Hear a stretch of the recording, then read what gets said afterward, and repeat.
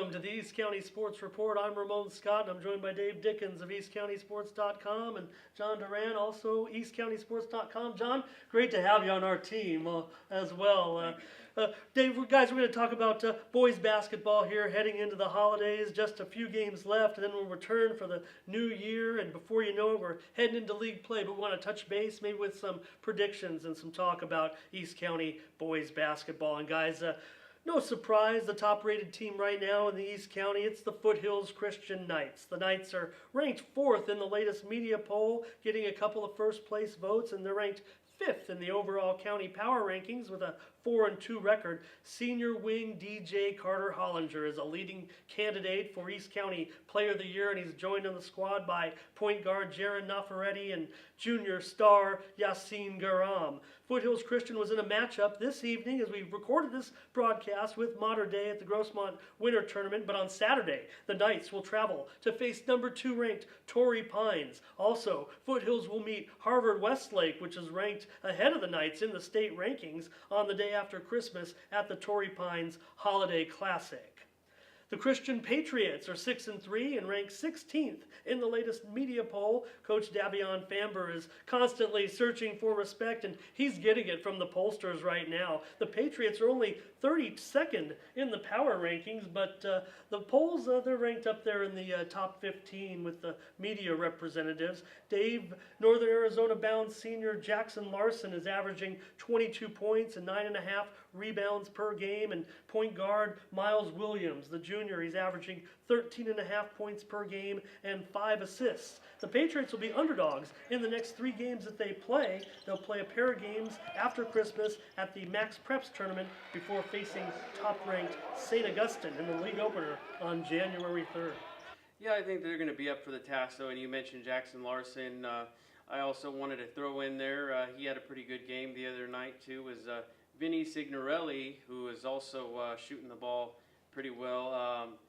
You know, they just barely beaten some of these tough teams, but they're finding a way to pull one out, and I think that's due to just the talent that they have. They've been playing some really good defense, and you know, Jackson's just been on fire for the whole season, since the beginning of the season. I just think that there's not too many teams that are going to be able to compete with these fellas. John, Jackson Larson, maybe the best player outside of DJ Carter Hollinger, but who knows? Right now, I'd have to say Larson, and you remember him from those great battles with the Matadors. I mean, he is an imposing guy in the middle. He's long and he's lanky, and he has a great touch as well. Yes, he's a force in that paint. He has experience with that run with last year. They're definitely one of the teams to beat out here, not just out here, but in all of the county. I'm looking for them to make another deep run this year.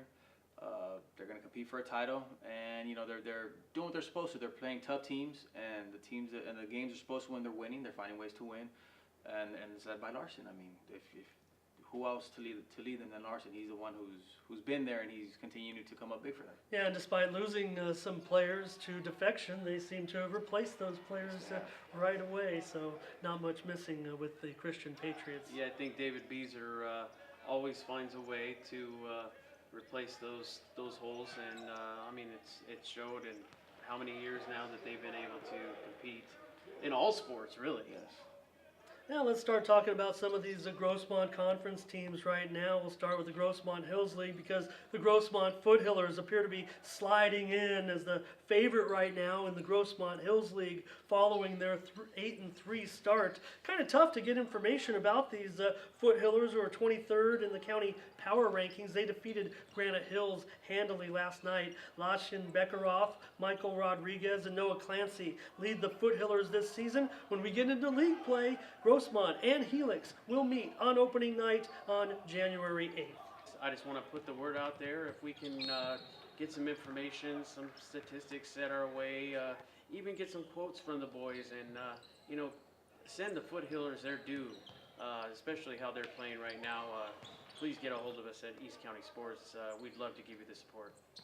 Well, the Valhalla Norsemen are another surprise team early on. They got off to a 5-0 start before dropping their last two games. They're a certain sleeper right now in the Grossmont Hills League. We talked about transfers out of Christian. Well, senior guard Dominic Safarda, he has fit right in with these Norsemen, averaging over 20 points per game so far with 3 outings, over 30 points. And senior Evan O'Neill, one of my favorite guys on Twitter, he's averaging nearly 20 points a game. Sophomore Joe Avalos is putting up over 10 points a game. So Valhalla right now is a sleeper. We don't have much information on them either, but they're obviously going to be someone to be reckoned with as well. The math gives Helix no love right now, rated behind the Foothillers and the Norsemen, but we've seen this script before out of Helix with slow starts. 6'6" junior Maurice Holmes, I think we'll lump him in there with our East County Player of the Year candidates. Maybe a bit of a slow start for Maurice, but he's definitely one of the leading returnees. He scored 22 points last night in a thrilling 45-42 win over Lincoln, but it was senior Sammy Stewart's basket and one with 12.2 seconds left that lifted the Highlanders over the Hornets at the Lions Club event down at Sweetwater High. I will mention the sidebar to the Helix story this year. Brennan Cassidy, who was the coach last year of the team, he took ill this year with a terrible brain infection that has just debilitated him, and all of our thoughts and prayers go out to his family and the Helix program. And thank goodness the Highlanders have a veteran coach, John Singer. I mean, he's battled his own health problems. John, I was Coach Singer's teacher's aide for a couple of years. I've known him for so long, and it just really bummed him out what happened with Coach Cassidy, but the Helix team is back, and with Coach Singer, they won't miss a beat, but it's been some tough times over there. Yeah, it has been some tough times.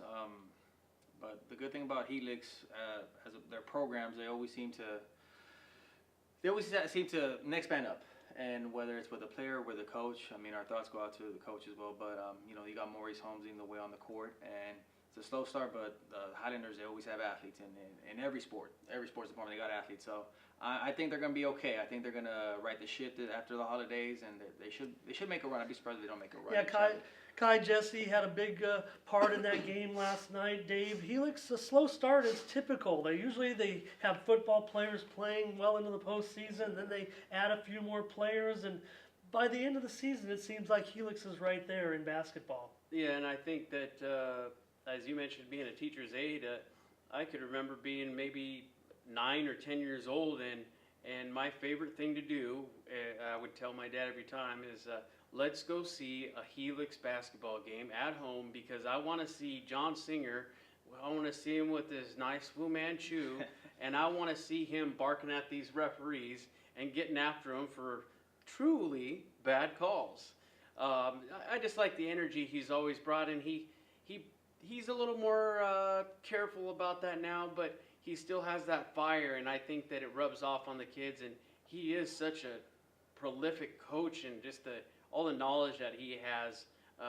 A lot of the players, the newer players too, have echoed the same thing, and one of them in particular, Marcos, he's also mentioned that, talking about the game again against Lincoln, remaining consistent and just staying with the same tempo in every game.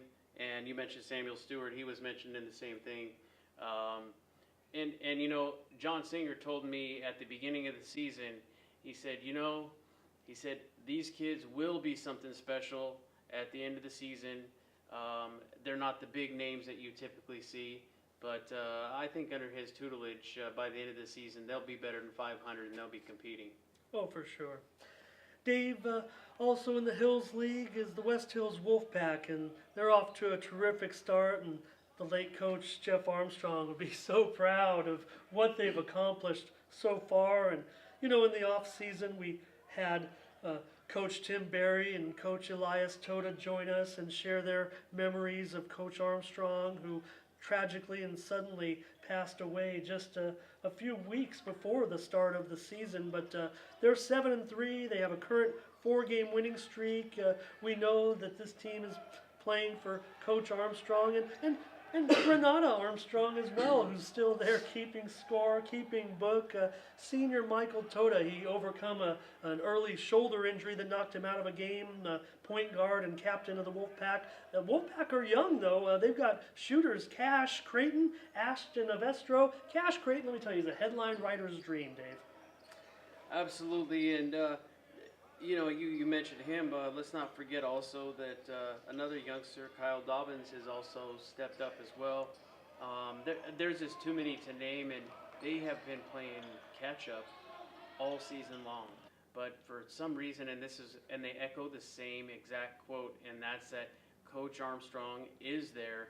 He's there watching because he gives us that extra edge, and for some reason, we're always able to come back after being down early. So I think not only is it special because of the situation, but I think that Tim Berry, with all of his experience as a ball player himself and being the assistant coach and being such good friends with the Armstrongs and the administration, the way they embraced him at West Hills High School, I think that all plays that he has full reign of exactly what he wants to do and what he needs to get done on the court. And I think that shows in these young Wolfpack. Yeah, the Steel Canyon Cougars got off to a rough start, and they're 2-10 so far, but their roster was decimated following last season, but they feature some of the best young talent in the East County, and they also have senior Anthony Coro. We'll mention they have a freshman on their team, Tayshawn Cherry's brother is on the Steel Canyon roster. So, guys, I don't know if you want to make any predictions. This looks like to me the closest and most wide open race of the teams out of all of our boys and girls. I kind of favor Grossmont, but I'm going to pick Helix just because I'm a Highlander. Dave, Grossmont, Helix, Valhalla, do you see anything here? You know what? I think Grossmont, honestly, you're saying you're picking Helix, and I wish them the best. But I just think that there's so much raw talent and experience over there at Grossmont that they're going to run away with it.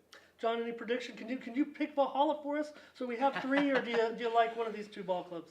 I was actually going to go with Helix as well. The slow start, but I mean, I truly believe after the holidays they're trending in the right direction. I think they're going to make a run, and they're going to challenge Grossmont. I mean, we can't forget about West Hills or Valhalla, but I think Helix they're going to surprise folks in the second half of the season. I would love to see somehow, some way, West Hills Yes. win that title That would for be something. Coach Armstrong and everybody over there at West Hills, and we love you guys so much. All right, over in the Valley League now, the Mount Miguel Matadors opened the season with 6 consecutive wins, but they've now lost 3 straight, John Duran. But Marquise Edwards, he wasn't even listed in the UT's preseason players to watch list, but that had to be an oversight, huh? I mean, he was first team All East County last year and is off to a great start. And we also know about McKees Dunbar. Who else should we know about on these Matadors this season? Lawrence Gray, he's a senior. He transferred from Morris, but he didn't play last year. He's a great basketball player. He can facilitate the ball. He can rebound. Quite a few games this year where Edwards was in foul trouble or he went down with an injury or to catch his breath. Lawrence took over. He can do it all for that team. You mentioned Marquise Dunbar. He's a sharpshooter. While everyone drives the lane, he just hangs out behind the three-pointer. He's always making those shots. Only if he has the right shoes on. He was cold one game because he had the wrong shoes. The second half came out on fire. But yes, they are a good team. They lost 3 in a row this week. I spoke to a couple of the players with Edwards. He said, just going through a little slump, but they're gonna fix it. He's not even worried. Same as Coach Jay, just said, just some bad games. Lawrence Gray said they're not playing their style of basketball, but there's really no panic with this team. I mean, especially with Marquise Edwards and Marquise Dunbar. They've been here before. They've been to back-to-back CIF finals. They know what it takes, and they're not going to let a losing streak in December ruin the big picture. So I'm expecting them to right the ship. They're going to be okay. They're going to have a new point guard for the second half of the season. But like I said, when you got Edwards and Dunbar on that team who have been there, they know what it takes, and I believe they're going to be all right. Dave, Coach Jay Rowlett, he definitely knows how to get the team into peak form come league play. The Matadors are known as league champions around these parts. A 3-game losing streak. Now that last game against Olympian, they just lost by 2 points. It was a heck of a game. Olympian's a very good team, a buzzer beater. Yeah, tell me, Matadors are they going to regroup after this 3-game losing streak? I think so, and you know, to the credit of Olympian, I was fortunate to see them against a good Monte Vista team too. So, and we mentioned that in an earlier article as well that Coach Ellis, former El Cajon Valley star, you know, and him coming back to his roots that started over at Monte Vista.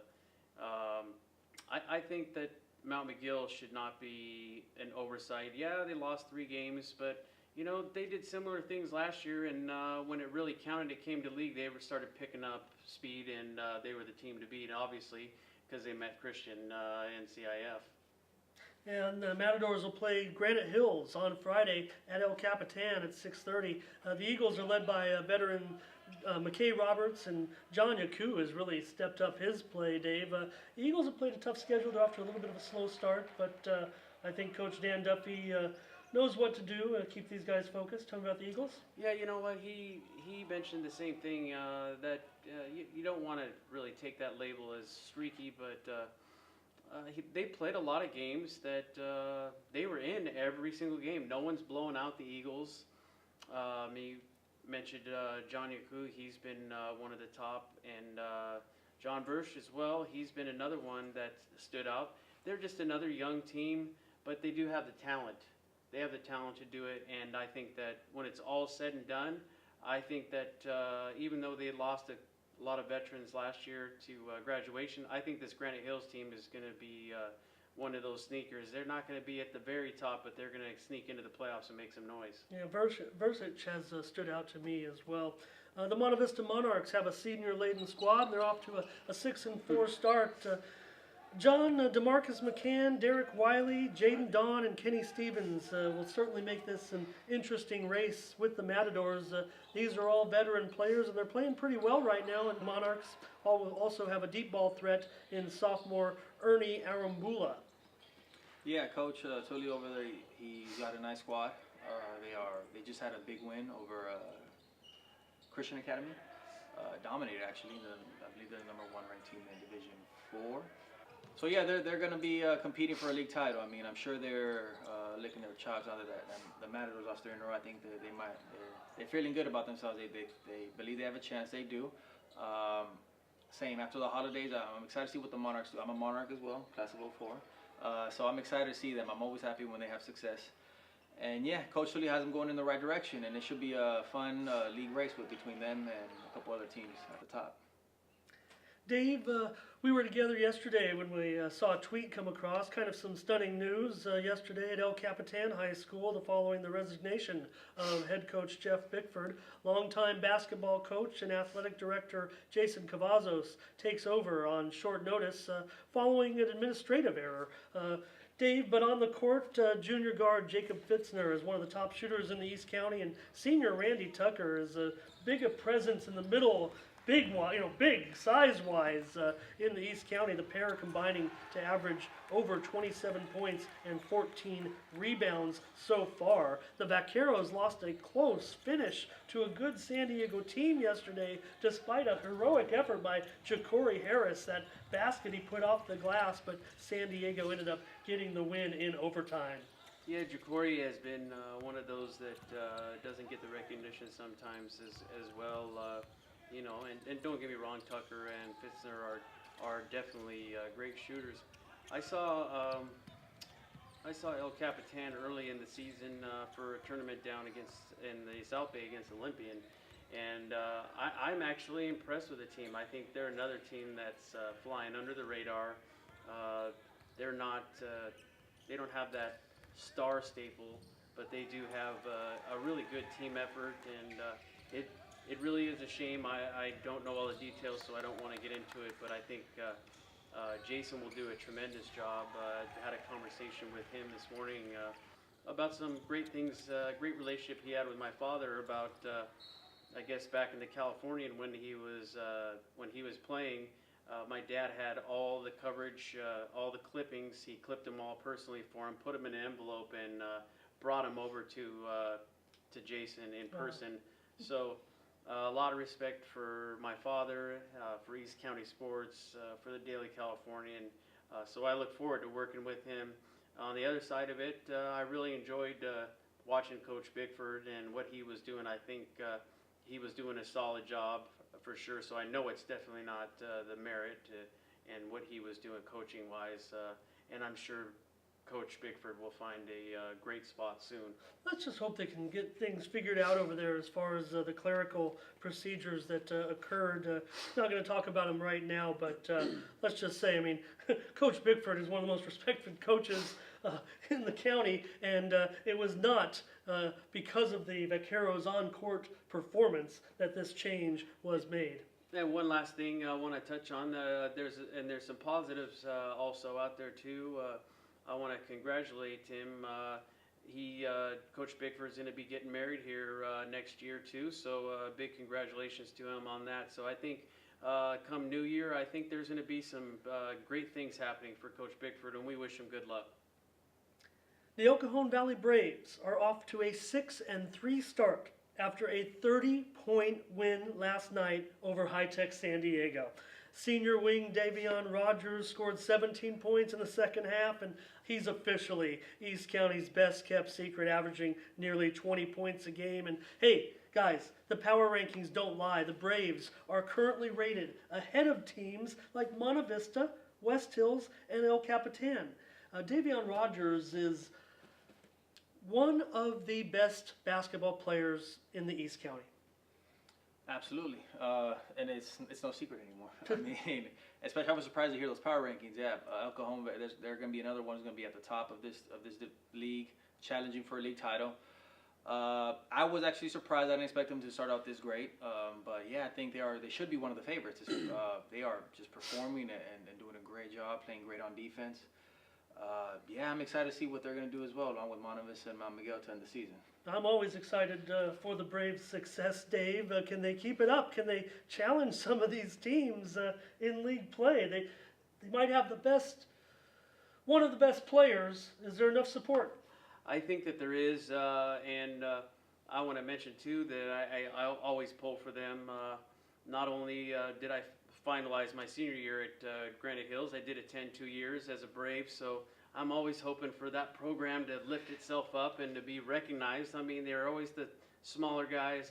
It's just the El Cajon Valley Braves. I don't like hearing that. I love to hear these types of stories that not only a player, but there was several players when I covered the early girls game earlier this year, and there was a lot of support. As a matter of fact, some of the players came up and they were real pleased with the Instagram that support that we were doing for the El Cajon Valley Braves, and that we were recognizing all their accomplishments as a team. So I think they do. I think that they have a great coach in Scotty James. I think they're heading in the right direction. And when you do have a player like that, I think that he can be a leader and lead by example. And if he gets that flock of players to follow him, he can lead them to the promised land. And you know, no offense to the Matadors or the Monte Vista Monarchs, I'm always happy when El Cajon Valley can pull something out and have a good season. Yeah, I'm following Mr. Rogers on Twitter. He's one of the best student follows as well. Dave, the Santana Sultans and Coach KB Barcelona, they're off to a little bit of a tough start right now, and they got 2 wins. I think that the Sultans, I mean, they got a program that usually can build and grow, but right now he's got to get all the pieces in place. Yeah, I think it's another situation, maybe you would say, in comparison with Helix. You know, they need to dust off their boots. It's still early. I mean, they got the tournaments. This is where they're getting their practice time in. You know, they're really figuring out what their identity is and how they need to play. And I think that the Sultans are another team. They'll dust it off, and come league time, I think that they'll be competing for a title. I don't think they're going to be down in the cellar for too long. And finally, I'll mention Liberty Charter. The boys are 2-5 out here in Lemon Grove. They're led in scoring by sophomores Jonah Belprez and Tyler Snell. Well, that's going to do it for us out here at the home of champions, Mount Miguel High School. John Duran, Dave Dickens, I'm Ramon Scott. Thank you for joining us on the East County Sports Report.